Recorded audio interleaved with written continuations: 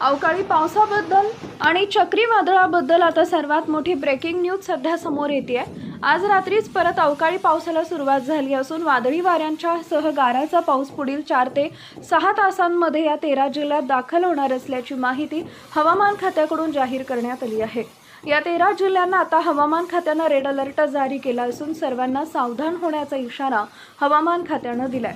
आज रात्री परत विजांच्या कडकडाटासह तुफान अवकाळी पाऊस पुढील 4 तासात या 13 जिल्ह्यांमध्ये दाखल होणार आहे। आता हवामान खात्याने या 13 जिल्ह्यांना रेड अलर्ट जारी केला असून या जिल्ह्यातील शेतकऱ्यांनी तसेच नागरिकांनी सतर्क व्हायचं आहे।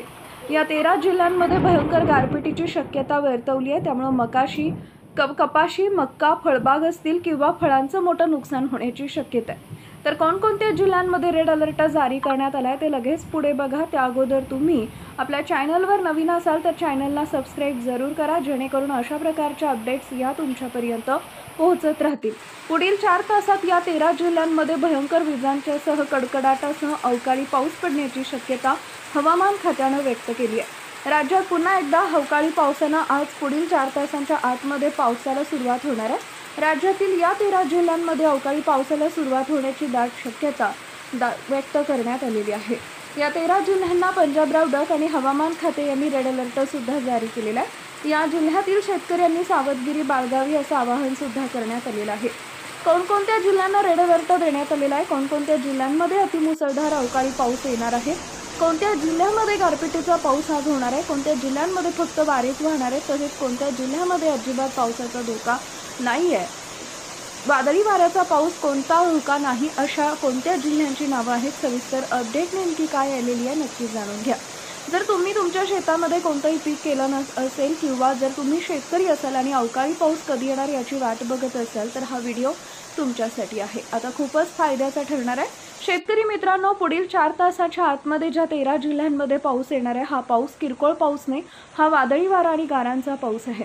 सध्याला हा वादळी वारा जो आहे तो अरबी समुद्राच्या कडेला येऊन पोहोचलेला आहे। पहिल्यांदा हा वादळी वारा आता मुंबईच्या आसपास पसरणार असल्याची मोठी माहिती सुद्धा हवामान खात्याने वर्तवली आहे। त्यामुळे मुंबईच्या आसपासचा परिसर जो आहे तो आधीच गरजेचा आहे।